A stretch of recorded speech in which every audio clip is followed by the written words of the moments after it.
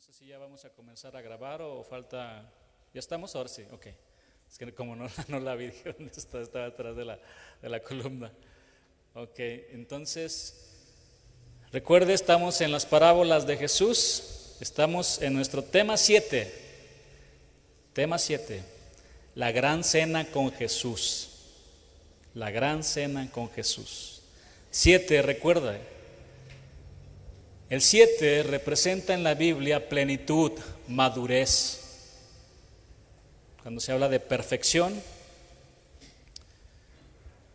la Biblia apunta normalmente a madurez, a ser un hombre íntegro, completo.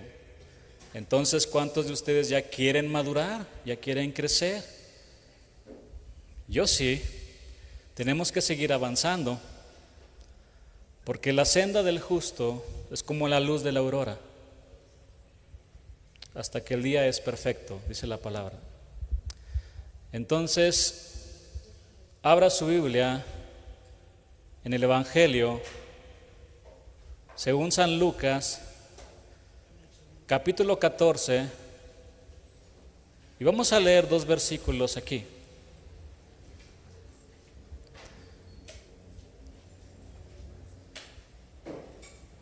El día de hoy vamos a estudiar con la ayuda de Dios, con la ayuda del Espíritu Santo, la parábola de la gran cena.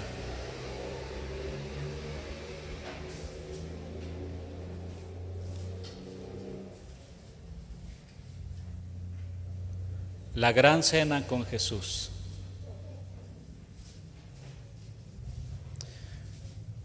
¿Ya tiene su Biblia abierta en Lucas 14, versículo 16, versículo 17? Les leo estos versículos.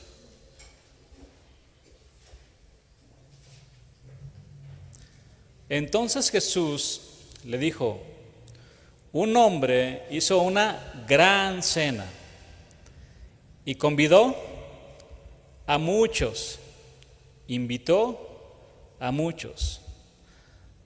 Ahora bien, quite esa palabra muchos y ponga su nombre,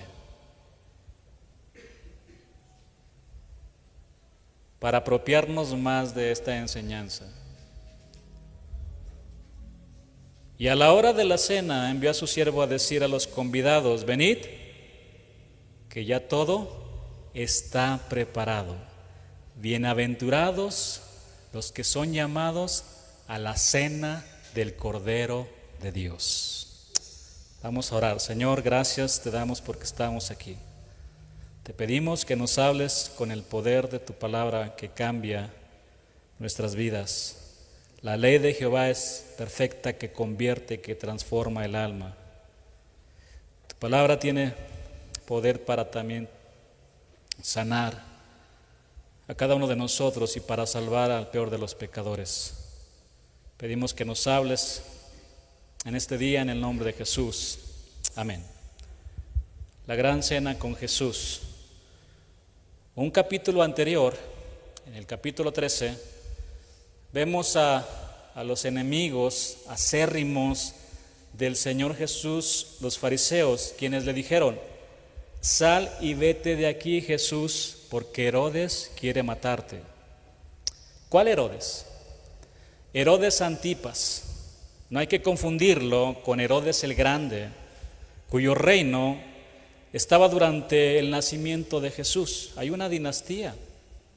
Cuando murió Herodes el Grande, su reino se dividió en 3 partes entre sus 3 hijos: Arquelao, Antipas y Felipe.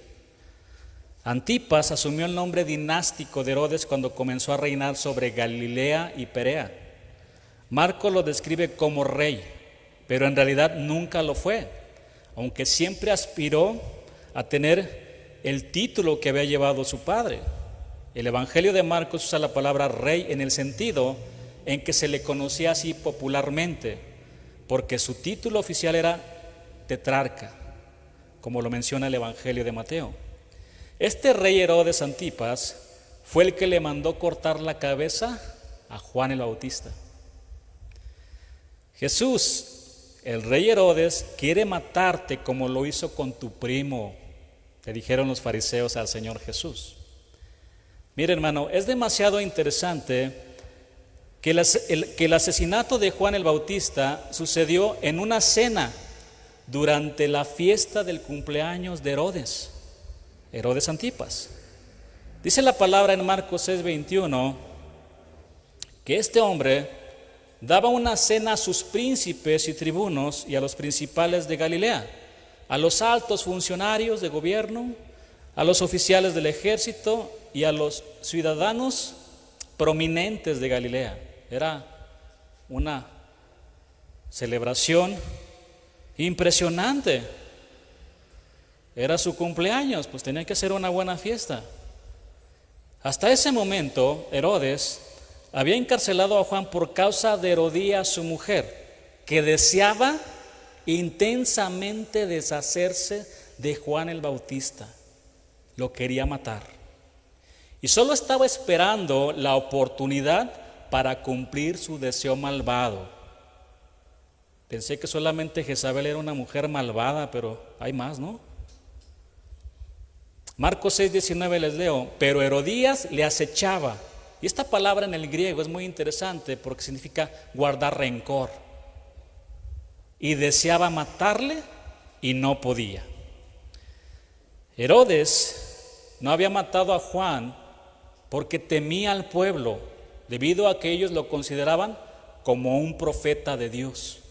Además, Herodes sabía que Juan era un hombre íntegro, un hombre consagrado a Dios. De hecho, eso lo podemos ver en Marcos 6:20, que les leo también. Porque Herodes temía a Juan sabiendo que era varón justo y santo, y le guardaba a salvo, y oyéndole se quedaba muy perplejo, pero le escuchaba de buena gana. Es decir, le gustaba escuchar. Le hablaba la palabra y lo escuchaba ese rey. Así que Herodes se encontraba en una encrucijada y estaba entre dos pensamientos. Por un lado, Herodes respetaba a Juan y le escuchaba de buena gana. Pero por otro lado, Juan seguía siendo una piedra en su zapato y su mujer le instaba para que lo matara porque los confrontaba con su pecado de adulterio. No te es lícito tener a la mujer de tu hermano, le decía Juan el Bautista. Mis hermanos, el caso de Herodes es un claro ejemplo de lo que sucede a mucha gente en nuestro tiempo. Escuchan la palabra, ¡ay, qué bonita palabra! Está muy bonita la palabra. ¡Qué hermoso mensaje! Y les gusta.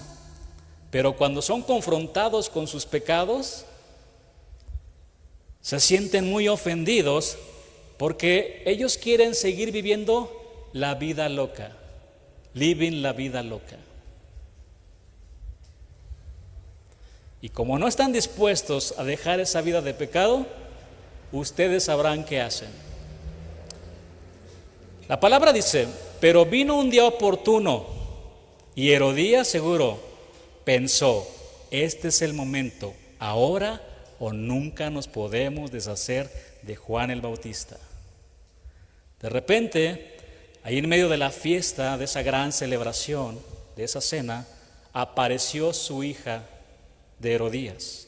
Esta joven comenzó a bailar de manera muy sensual delante del rey y de sus invitados. Y este baile le agradó mucho y a los que estaban con él. No es de hoy esos bailes. ¿Ya se dio cuenta? Entonces Herodes le dijo, muchacha, pídeme lo que quieras y yo te lo daré. Por eso soy el rey, por eso yo mando aquí. Todo lo que me pidas te daré hasta la mitad de mi reino. Saliendo ella, fue con su madre y le dijo, mamá, dame un consejo. ¿Qué le pido? ¿Le pido un carro? ¿Qué le pido? ¿Una casa? No, pídele la cabeza de Juan el Bautista. Me tiene cansado ya. Quiero que lo maten.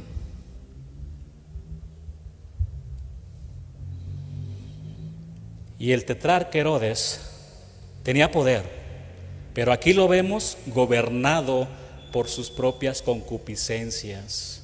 En realidad era un hombre muy débil. Como ciudad derribada y sin muro es el hombre cuyo espíritu no tiene rienda. Mejor es el que tarda en airarse que el fuerte, y el que se enseñorea de su espíritu que el que toma una ciudad. No tenía dominio propio. En esa noche de fiesta, alcohol y un gran banquete que se estaban dando, el rey, encendido por la pasión, le dio rienda suelta a sus deseos, rodeado de sus notables invitados, e hizo un alarde de generosidad que más tarde lamentó porque no lo quería matar. Finalmente, llevado por el calor del momento, mandó matar a Juan el Bautista sin un justo juicio, que dicho sea de paso, esto era algo totalmente inaceptable para un tetrarca. Mi hermano, el evangelista quiere que entendamos que detrás del porte real de Herodes había un hombre muy débil, esclavo de todo tipo de pasiones. ¿Cuántos hombres siguen esclavos todavía? Mujeres también, de tantas concupiscencias, de tantos deseos desordenados. Veamos el mundo nada más cómo está.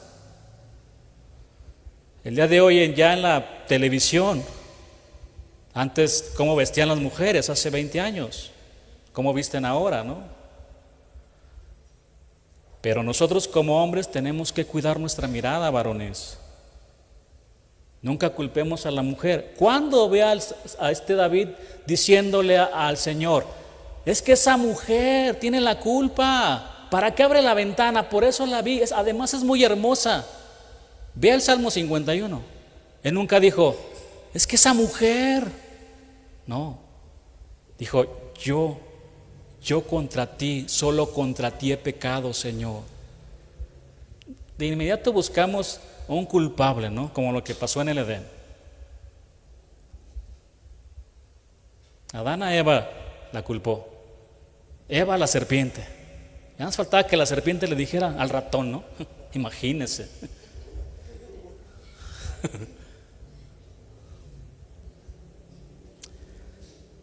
En esa cena fue asesinado un hombre de Dios, un nazareo, desde el vientre de su madre, un hombre consagrado, dedicado para Dios. Mientras los impíos celebraban su fiesta y comían un gran banquete. Pero mi hermano, Dios tiene preparado un lugar especial para todos sus siervos en la gloria de Dios, en la cena de las bodas del Cordero. Mientras que los impíos van a sufrir de eterna perdición, excluidos de la presencia del Señor. Los fariseos le dijeron al Señor Jesús, vete de aquí, porque Herodes Antipas quiere matarte. Posiblemente querían infundirle temor a Jesús, pero el Señor no le tenía miedo a nadie. Además, él ya sabía que iba a morir en la cruz del Calvario, no en las manos de ese hombre. Por eso les dijo, vayan y díganle a esa zorra. Qué duro, ¿no? Díganle a ese hombre astuto, cruel, tramposo y cobarde que sigo echando fuera demonios, que sigo sanando hoy y mañana, y al tercer día termino mi obra. Y con esta expresión indicaba que le quedaba poco tiempo para morir en la cruz, no en las manos de él. Vayan y díganle a esa zorra que no le tengo miedo.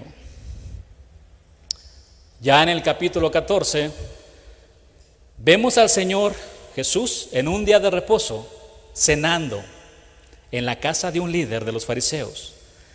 Ahí nuestro Señor Jesús sanó a un hombre hidrópico, es decir, un hombre con excesiva retención de líquidos en diversas partes de su cuerpo.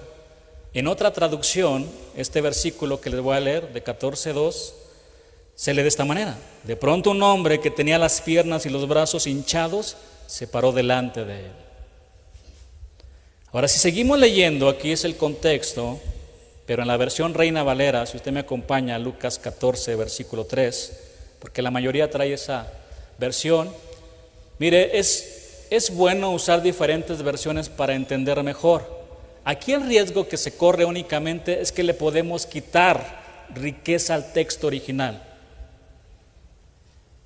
como fue escrito. Pero podemos apoyarnos para que se entienda mejor. Yo uso la versión Reina Valera. Entonces Jesús habló a los intérpretes de la ley y a los fariseos diciendo: ¿es lícito sanar en el día de reposo? Ahí estaba el Señor. Mas ellos callaron. Y él, tomándole, le sanó y le despidió. Y dirigiéndose a ellos, dijo: ¿quién de vosotros, si su asno o su buey cae en algún pozo, no lo sacará inmediatamente, aunque sea en día de reposo? Y no le podían replicar a estas cosas al gran maestro de maestros. Aquí podemos ver cómo destaca la maestría de Jesús para debatir. Acalló todas las objeciones de los fariseos. Pero la historia continúa. Y en Lucas 14:7, el Señor estaba ahí con ese hombre fariseo, con ese gobernante, sentado, y dice la palabra que observó cómo los invitados buscaban los primeros asientos, los asientos de honor en la mesa. Se dio cuenta el Señor. Así que el Señor Jesús les presentó una enseñanza sobre la humildad y le dice esto a su audiencia: porque cualquiera que se enaltece será humillado, y el que se humilla será enaltecido. Mis hermanos, el camino a la exaltación verdadera es la humillación de sí mismo. Por otra parte, cualquiera que se enaltece será humillado. Después de esto, le sugirió a su anfitrión, al gobernante que era fariseo, que no usara la hospitalidad para promover sus propios intereses personales. En vez de invitar habitualmente a sus amigos, parientes y vecinos pudientes, que le podían devolver la cortesía porque lo hacían por eso. Te voy a invitar a mi fiesta porque yo sé que tú me vas a invitar a una fiesta también, ¿verdad? Porque tú puedes también gastar en mucho y tienes dinero para hacer una fiesta y me vas a invitar. Pero Jesús le dijo: invita a los pobres, a los lisiados, a los cojos, a los ciegos, porque estos no podían hacer nada para regresarle el favor. Dios mismo le pagaría la deuda en el día de la resurrección. Por eso vemos aquí en Lucas 14:14, en palabras de Jesús, que dice: y serás bienaventurado, porque ellos no te pueden recompensar, pero te será recompensado en la resurrección de los justos. De los justos. Porque también la palabra dice: a Jehová presta el que da al pobre, y el bien que ha hecho se lo volverá a pagar. En medio del regocijo de la cena, uno de los que estaban sentados con Jesús dijo: bienaventurado el que coma pan en el reino de Dios. Estas palabras prepararon el escenario, sirvieron de plataforma para que Jesús enseñara la parábola de la gran cena. Ahora bien, esta frase, bienaventurados los que coman pan, síganme, parece un dicho común, usando aquí con intención de cambiar el tema para eludir el incómodo asunto de la necesidad de cuidar y de ayudar a los pobres. Oye Jesús, ¿por qué no cambiamos de conversación mejor? Vamos a cambiar de conversación. Esto me recuerda a esa plática que también sostuvo nuestro Señor Jesús con la mujer samaritana. Comenzaron hablando sobre el pozo de Jacob. Entonces Jesús vio su gran necesidad de salvación y le dijo: ve, llama a tu marido y ven acá. Respondió la mujer y le dijo: no tengo marido. Jesús le dijo: bien has dicho, no tengo marido, porque 5 has tenido y el que ahora tienes no es tu marido. Esta mujer, en vez de ir de gloria en gloria, iba de marido en marido, ¿verdad? Andaba con uno y con otro. Jesús le dijo: esto has dicho con verdad. Le dijo a la mujer: Señor, me parece que eres profeta. Así que cuando la mujer se sintió confrontada, desmantelada, desnuda ante la mirada del Señor Jesús, confrontada por su pecado, le cambió el tema al Señor. ¿Por qué no hablamos mejor de la adoración, Señor? Nuestros padres adoraron en este monte y vosotros decís que en Jerusalén es el lugar donde se debe de adorar. Nosotros a veces también somos así con el Señor. Jesús, ¿por qué no hablamos de otra cosa? ¿Te parece si hablamos de otro tema? ¿Qué te parece si hablamos de los dinosaurios y de los ovnis en la Biblia? Porque el Señor ya está tocando nuestro corazón, ya nos está confrontando con nuestra vida. Vamos a hablar de otro tema. Por cierto, mis hermanos, cuando esta mujer cambió de tema acerca de la adoración, quiero decirles lo siguiente. Una manera sobresaliente y extraordinaria de adorar a Dios es decirle no al pecado.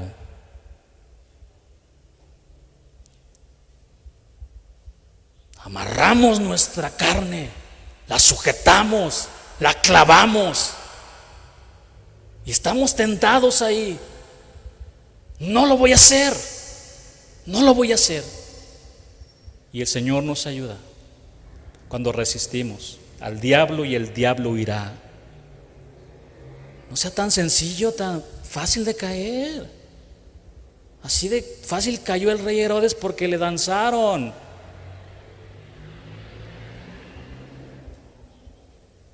El hombre que estaba sentado con Jesús dijo: bienaventurado el que coma pan en el reino de Dios. Leamos ahora sí la parábola, Lucas 14, 16 en adelante.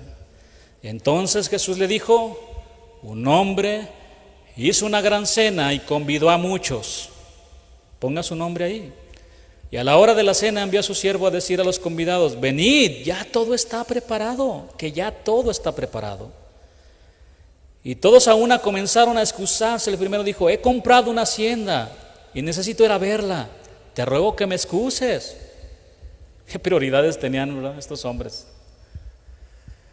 Otro dijo: he comprado 5 yuntas de bueyes y voy a probarlos, te ruego que me disculpes, Jesús, no puedo, perdóname. Versículo 20, y otro dijo: acabo de casarme y por tanto no puedo ir. Vuelto el siervo hizo saber estas cosas a su señor. Entonces, enojado, el padre de familia dijo a su siervo: ve pronto por las plazas y las calles de la ciudad y trae acá a los pobres, los mancos, los cojos y los ciegos. Y dijo el siervo: Señor, se ha hecho como mandaste y aún hay lugar. Dijo el Señor al siervo: ve por los caminos y por los vallados y fuérzalos a entrar para que se llene mi casa. Porque os digo que ninguno de aquellos hombres a los que invité, que fueron convidados, gustará mi cena. Veamos algunos detalles de esta narración del Señor Jesús. Los invitados representan a la nación de Israel. Durante muchos siglos los profetas les hicieron la primera invitación a esta cena, al predecir la venida del rey y de su reino. Después de 400 años de silencio, ¿sí saben por qué les digo 400 años de silencio? ¿O no? Del último libro del Antiguo Testamento hasta que se escribió Mateo, no hubo profecía hasta que apareció Juan el Bautista. 400 años de silencio. Llegó Juan, llegó el Señor Jesús y extendieron la segunda invitación al declarar que el reino abría sus puertas a todos los judíos que quisieran arrepentirse. Sin embargo, los líderes religiosos de la nación rechazaron 1 y 2 veces la invitación a la gran cena de Dios. La palabra dice que todos comenzaron a excusarse porque tenían otras prioridades, entre las cuales Dios no estaba, por supuesto. He comprado una hacienda, he comprado 5 yuntas de bueyes, acabo de casarme. Estas excusas revelan que los asuntos de la vida diaria estaban por encima de Dios y de las cosas del Señor. Y recordemos que el Señor Jesús dijo a los 12 años de edad: me es necesario estar en los negocios de mi Padre. Mis hermanos, mis amigos, es necesario que estemos en los negocios de nuestro Dios, que sea nuestra prioridad. Ponga en primer lugar al Señor. Amén. Póngalo en primer lugar. Él merece lo mejor, no el último lugar. Pues ¿sabe lo que me sobre? No, hermano. ¿Cómo que lo que le sobre? O sea, vaya y entréguele al presidente un palomino tuerto y ahí A ver, presidente, le traigo este palomino tuerto, hágase un caldito, a ver a qué le sabe. Así, no quiero caldo, llévate tu palomino tuerto y ciego. Yo no quiero eso. Sí, saben a lo que me refiero, ¿verdad? Está en la palabra eso. Mis hermanos, en aquellos tiempos, cuando se invitaba a una cena, era costumbre enviar una invitación doble. La primera, con el fin, primero, de reservar un lugar en el banquete. La segunda, a modo de recordatorio, y se hacía el día mismo del banquete para anunciar que había llegado la hora de la cena. Entonces imagínense al que estaba pues ya preparando la cena bien contento, mandó las invitaciones y no llegan, pero bueno, todavía queda un día, voy a mandar otra invitación, ojalá puedan llegar. Ya la comida estaba lista, todo. Y comenzaron a disculparse, no puedo ir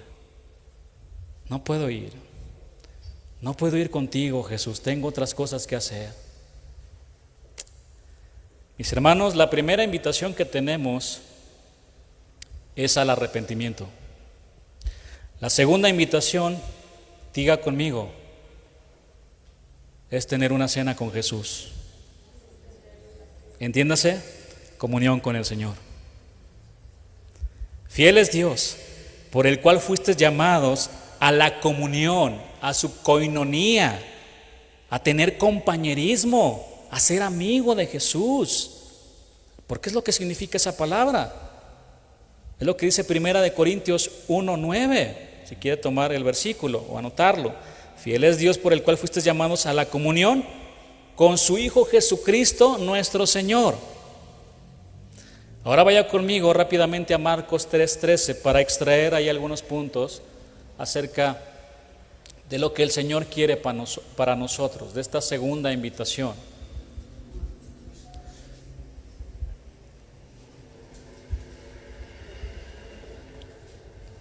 ¿Qué les leo?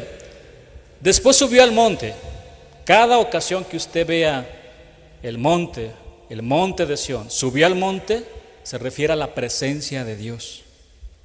Y al Señor Jesús le encantaba estar con el Padre. Apartaba ese tiempo, de madrugada se levantaba a buscar el rostro de Dios. Y cuando iba a tomar una decisión importante, él oraba. Lo primero que tenemos que hacer, mi hermano, es orar ante cualquier situación. Después subió al monte y llamó así a los que él quiso, a los que él quiere, y vinieron a él. Y estableció a 12 para enviarlos a predicar. ¿Verdad que no dice así? Primero dice, para que estuviesen con él, para estar con Jesús. Y después, vaya a predicar, pero primero tenga comunión con Jesús. Si no, entonces, ¿qué le va a dar? Si estamos con Jesús, le vamos a dar de Jesús a la gente.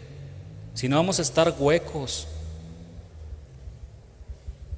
Y para enviarlos a predicar, y que tuviesen autoridad para sanar enfermedades y para echar fuera demonios. Menos se atreva. Si no tiene comunión con Dios, menos vaya a tratar de sacar demonios y a poner las manos, porque el diablo le va a poner una zarandeada, como el que aparece aquí también en el libro de los Hechos de los Apóstoles. Lo dejó hasta desnudo por andar ahí de exorcista. Tenga cuidado, porque la mejor parte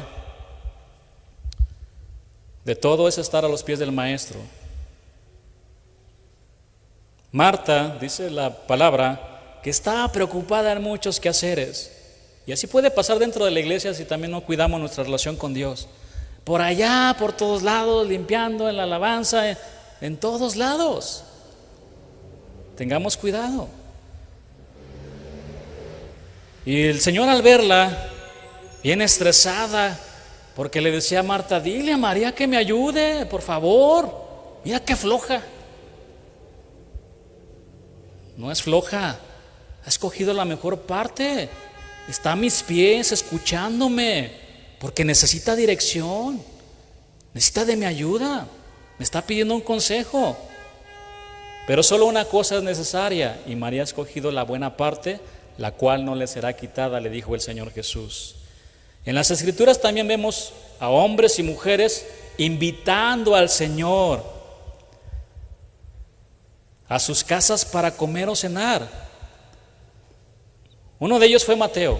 Su historia la puede encontrar en Lucas 5:27. Son 3 versículos. Vamos a leer estos versículos. Del 27 al versículo 29, que igual les leo. Después de estas cosas salió, Lucas 5:27. Después de estas cosas salió nuestro Señor Jesús y vio a un publicano, a un cobrador de impuestos, a esas personas que los odiaban los judíos por traidores.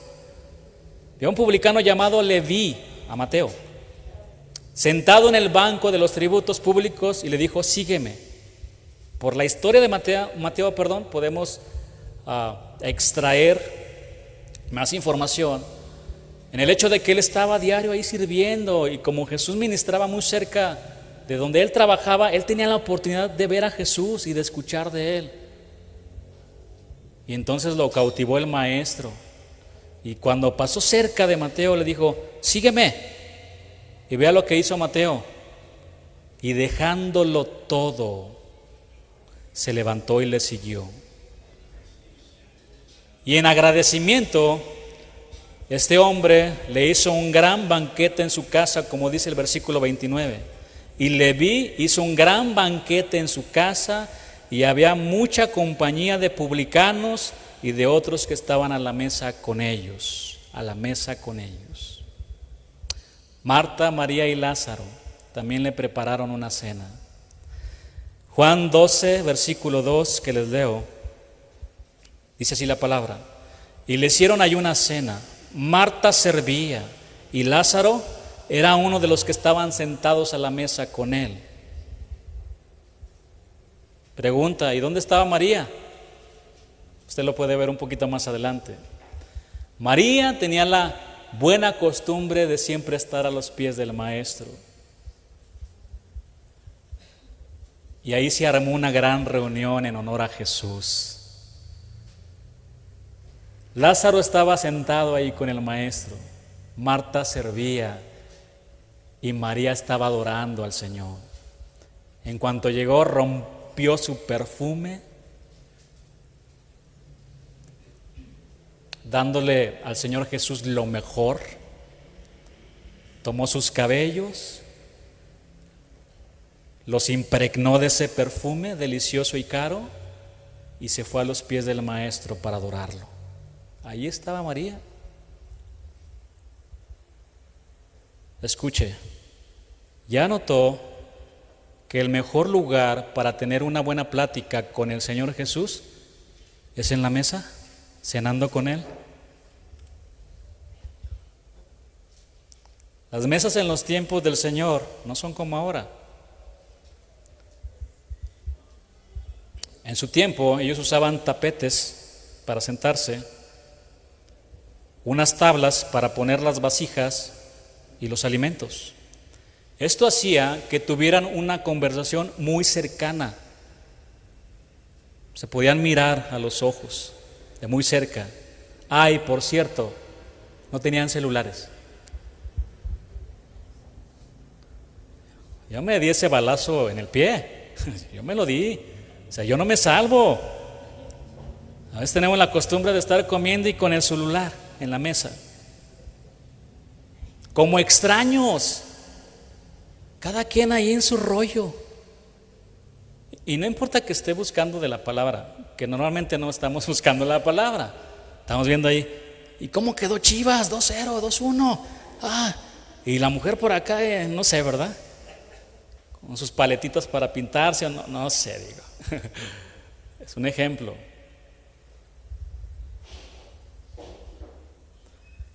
Mis hermanos, el mejor lugar para platicar con Jesús es cenando en su mesa. Todo se detiene, encontramos paz, podemos platicar con tranquilidad, podemos verlo a los ojos y recostarnos en Él como el apóstol Juan, que escuchó su corazón. ¿Quién te va a traicionar, maestro? Todos los demás dijeron: ¿seré yo, maestro? No, seré yo.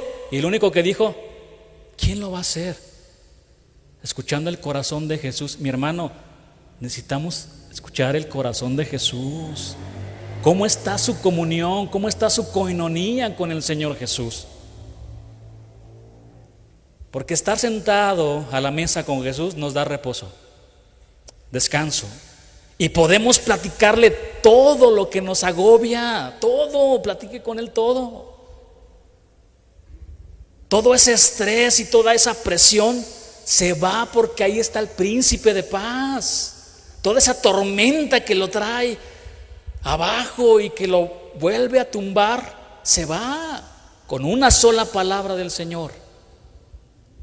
Cálmate, mar, y enmudece. Y eso calma nuestras tormentas, nuestros tormentos, estando a los pies del Señor, estando a su mesa. Jesús, me siento muy mal, muy mal. A ver, dime, ¿qué tienes? Y empiece a platicar con Él. ¿Qué tienes? Me siento enfermo, yo te puedo sanar. Yo soy Jehová Rafa, el sanador, yo soy tu sanador. ¿Cómo te sientes? Mi esposo me traicionó. Me siento muy mal, Jesús. Yo estoy aquí para sanar tu herida del alma. Allí en la mesa con el Señor Jesús están unos platillos deliciosos de gozo, de paz, de salvación, de poder para transformar nuestras vidas. Palabras de aliento que levantan. Al que dice ya no puedo, ya no sé qué hacer. Por eso vengo a ti, Rabí, Raboni, mi maestro de gran conocimiento. Porque tú sabes lo que estoy viviendo y lo que estoy pasando. Dele un aplauso al Señor por su palabra.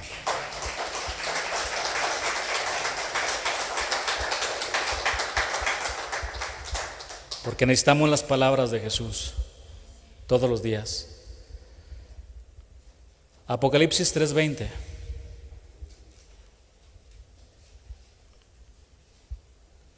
Dice la palabra: he aquí yo estoy a la puerta y llamo. Si alguno oye mi voz y abre la puerta, entraré a él y cenaré con él y él conmigo.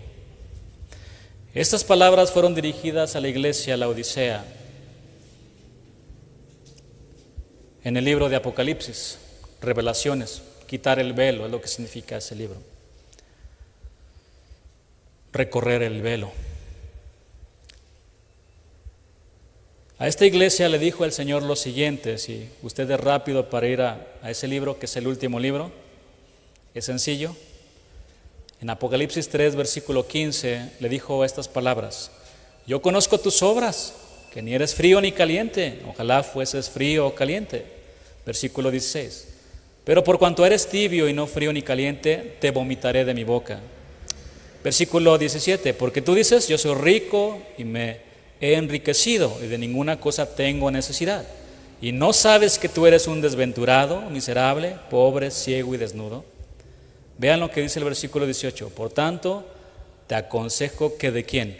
Que de mí, dice Jesús, de mí, no del mundo, de mí, compres oro refinado en fuego para que seas rico, y vestiduras blancas para vestirte, y que no se descubra la vergüenza de tu desnudez, y unge tus ojos con colirio para que veas, es decir, para que recuperes la visión espiritual, para que no estés como ese sacerdote que no tenía visión espiritual. Ahí está el niño Samuel. Creo que alguien me está hablando y él no entendía hasta que pudo recuperar su visión. Este hombre, ¿no? Para que podamos recuperar nuestra visión espiritual, mi hermano, para que a lo malo usted le diga que es malo. No, al contrario, para que a lo bueno usted también lo llame bueno. ¿Cómo está el mundo? Al contrario. Ven a un hombre entregado, enamorado de Dios, que ama la palabra, y a eso le llaman malo. Te prefiero un alcohólico, un drogadicto, y te prefiero de lo peor antes de que te vuelvas cristiano. ¿Sí o no? A lo bueno le llaman malo. El colirio era una especie de tratamiento ocular hecho con el polvo de una roca que se encontraba en esa zona. Ponte colirio en los ojos para que veas. Los espiritualmente ciegos, pobres y desnudos de la iglesia, la Odisea, no tenían con qué comprar de Jesús oro, ni vestiduras, ni colirio para los ojos. Solo podían comprar estos artículos por su gracia, conforme a la invitación hecha una vez por el Señor a los pobres de espíritu que estuvieran sedientos. Mis hermanos, necesitamos sed y hambre por la palabra de Dios, que nos consuma como a ese profeta. Me sedujiste, oh Jehová, y fuiste más fuerte que yo. Yo ya no quería. Y esas palabras le dicen en el contexto cuando lo están abofeteando, le están pegando al profeta. Ya no quiero hablar, me tratan muy mal. Pero tu palabra era como un fuego que se metía en mis huesos. Fue más fuerte que yo, Señor. Necesitamos más hambre y sed por la palabra de Dios.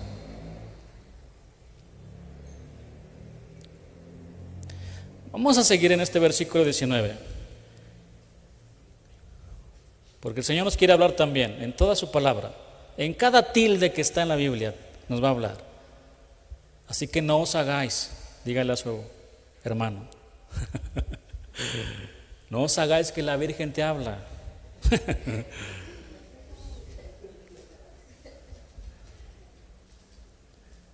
Versículo 19.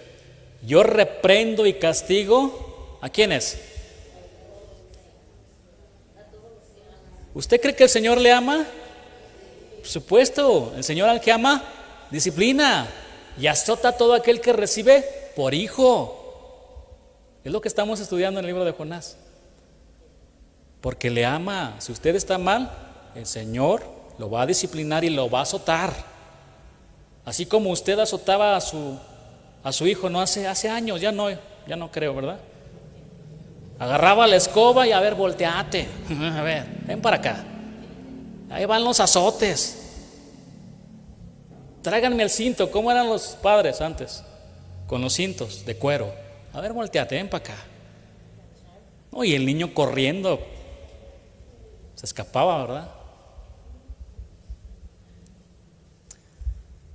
Pero porque le ama. La disciplina forma nuestro carácter también. Yo reprendo y castigo a todos los que amo. Sé pues celoso y arrepiéntete, le dijo a esta iglesia.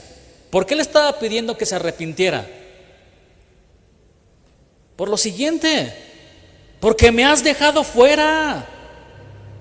Porque estoy tocando y tocando una y otra vez a tu corazón y no me abres. Es por eso. Aquí yo soy a la puerta y llamo, y si alguno oye mi voz y abre la puerta, entraré a él y cenaré con él y él conmigo. La iglesia de la Odisea representa una parte importante del cristianismo actual. Era una iglesia respetable pero superficial y anémica. Dejaron su comunión con el Señor.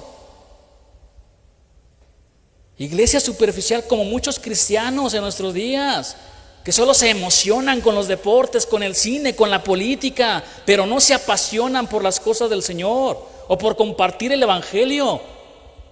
No les importa tampoco adorar a Dios ni alabarlo. No les importa.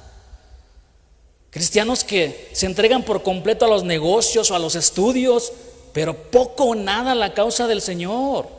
Cristianos obsesionados por verse mejor con sus cuerpos, su apariencia física, pero no les importa nada su vida espiritual. La descuida. Y yo no estoy diciendo que usted tiene prohibido ir al gimnasio, porque es bueno también.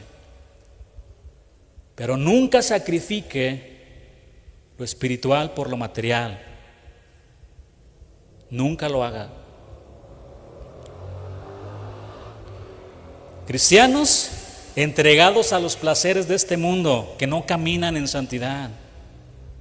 A muchos les gusta sentarse a la mesa con Herodes, pero no con Jesús. Yo sé que es confrontante, hermanos. Seamos humildes para recibir la palabra, porque el Señor quiere hacernos un bien. Cristianos solícitos en la búsqueda de nuevas experiencias. Quiero incrementar mi intelecto en las cosas del Señor, quiero profundizar en la teología, y es bueno, pero ¿de qué le sirve, hermano, si no tiene comunión con Jesús, si no está sentado con Él? Cristianos que ya no defienden la doctrina bíblica porque ni la conocen, no saben ni en qué creen. Llega el Señor Jesús y les pregunta: ¿y tú qué opinas de mí? No saben responderle. ¿Qué opinas de mí tú? Muchos han abrazado el relativismo de este mundo.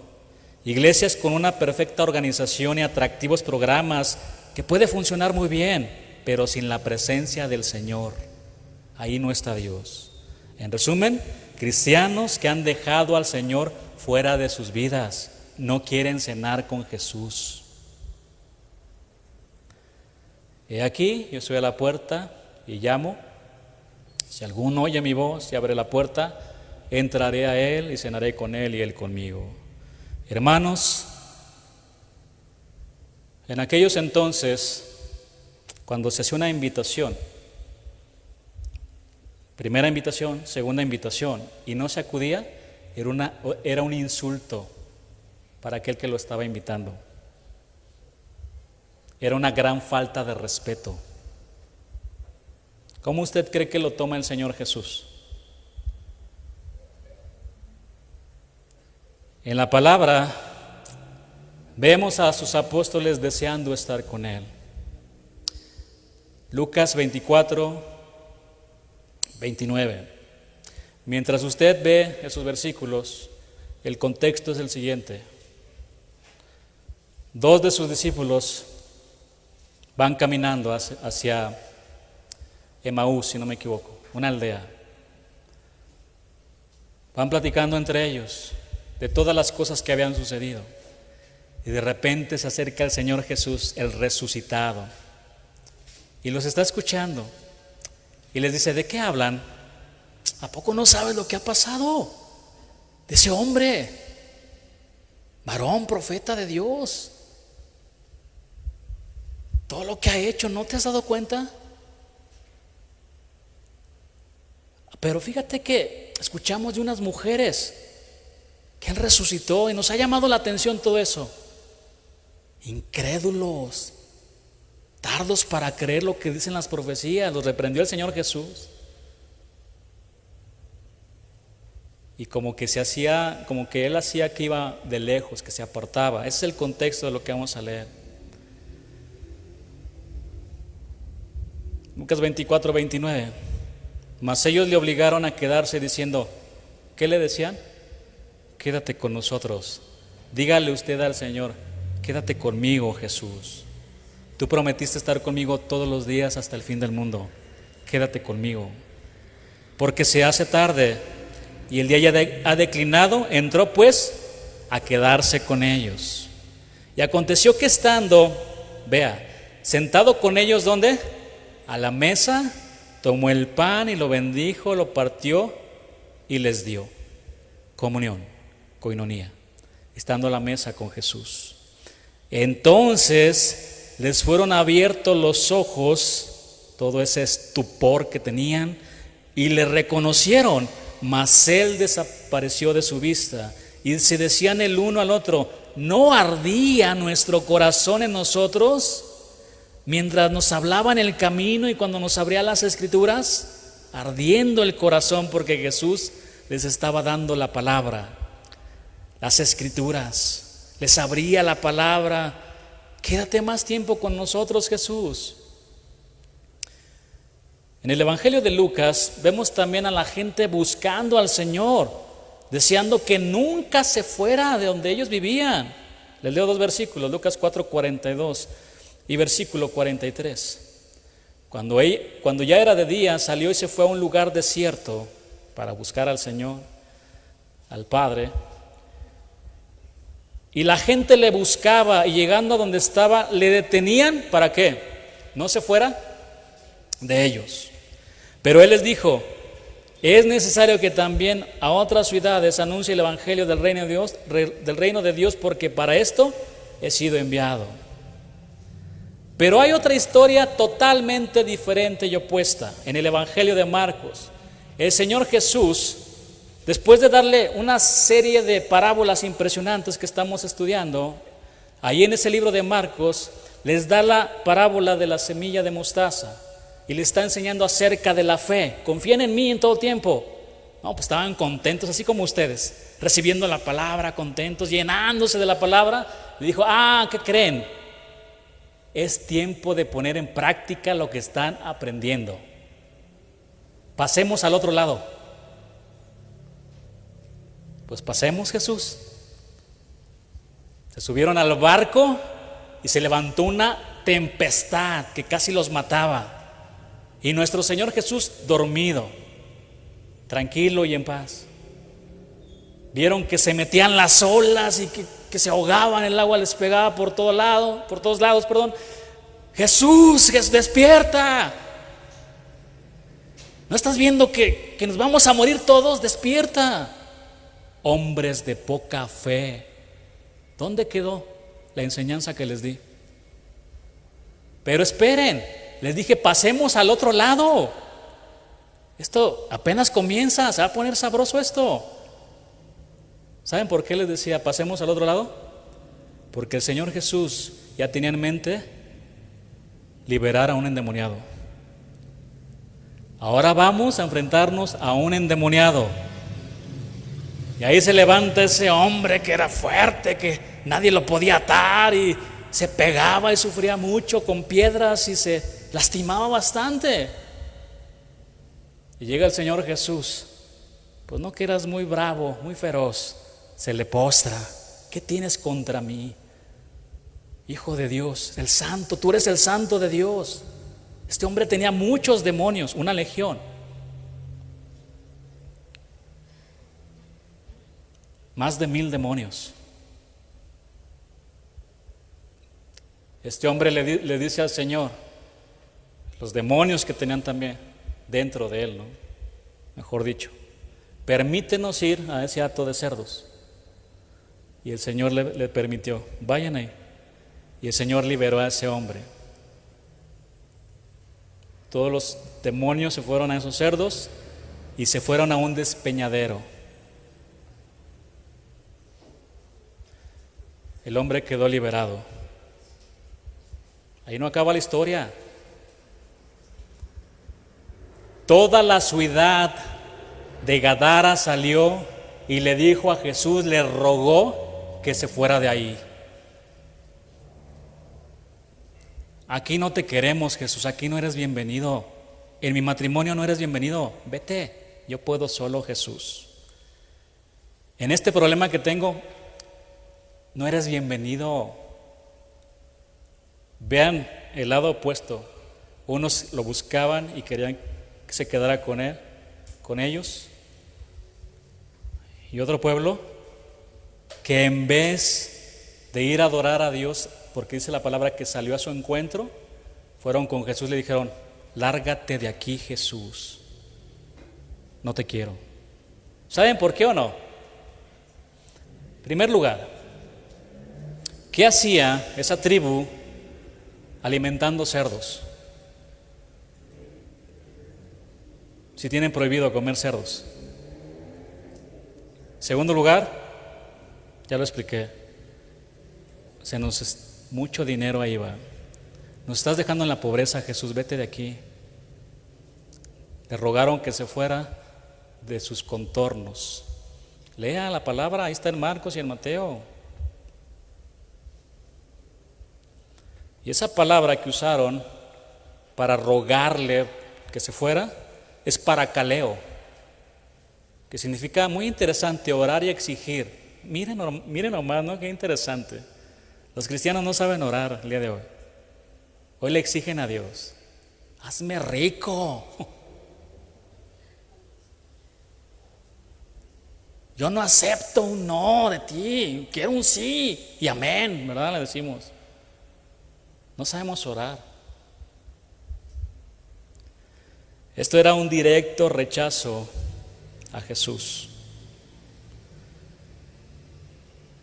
Y en esa misma historia muy interesante, que este hombre endemoniado, después de que ya fue liberado, agradecido con el Señor, le dice a Jesús: te ruego que me dejes estar contigo. Qué diferencia, ¿no?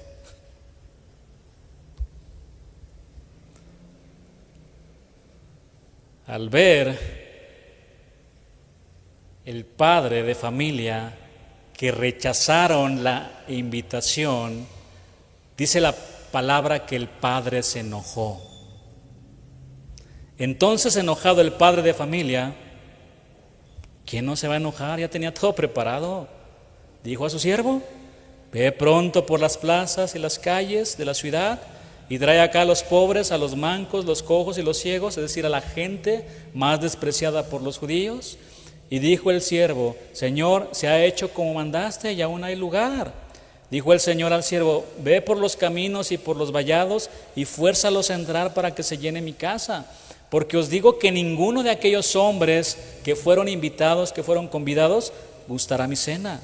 Señor, todavía hay lugar en la mesa. Vayan por los caminos y los callejones, que representan a los gentiles invitados al reino. Ahí estamos nosotros. Fuérzalos a entrar. La palabra griega es anatjazo y suele usarse con el significado de obligar o forzar a alguien, de persuadir, de insistir. Mi hermano, el reino se llenará para que se llene mi casa. Pero muchos de los que fueron llamados, de los primeros, serán los últimos. Y los últimos serán los primeros. Algunos de ellos serán excluidos. Y el ángel me dijo: escribe, Juan, bienaventurados los que son llamados a la cena de las bodas del Cordero. Y me dijo: estas son palabras verdaderas de Dios. Mis hermanos, los que coman en el reino de Dios, apunta al futuro banquete mesiánico, al que la gente de aquella época pensaba que solo serían invitados los judíos piadosos. Sin embargo, el Señor usa la parábola para enseñar que, contrariamente a esas expectativas, los que fueron invitados en primer lugar se perderán el banquete. ¿Cuántos quieren perder el banquete en aquel día? Yo creo que nadie. Y en su lugar vendrán los pobres, los mancos, los cojos, los ciegos y los extranjeros, los gentiles, que se encontraron por los caminos y los vallados. La gran cena con Jesús nos espera ya en las bodas del Cordero. Todo ya está preparado.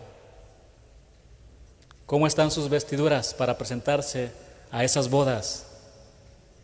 En el momento en que cada uno de nosotros nacimos de nuevo, el Señor lo que hace es: ten este vestido limpio. Ahora te corresponde a ti mantenerlo limpio. ¿Te manchaste? Ve y lávate tus ropas. Pide perdón al Señor y regresa al camino de Dios. Que no se salga lo torcido del camino de Dios. Amén. Vamos a darle gracias a Dios por su palabra.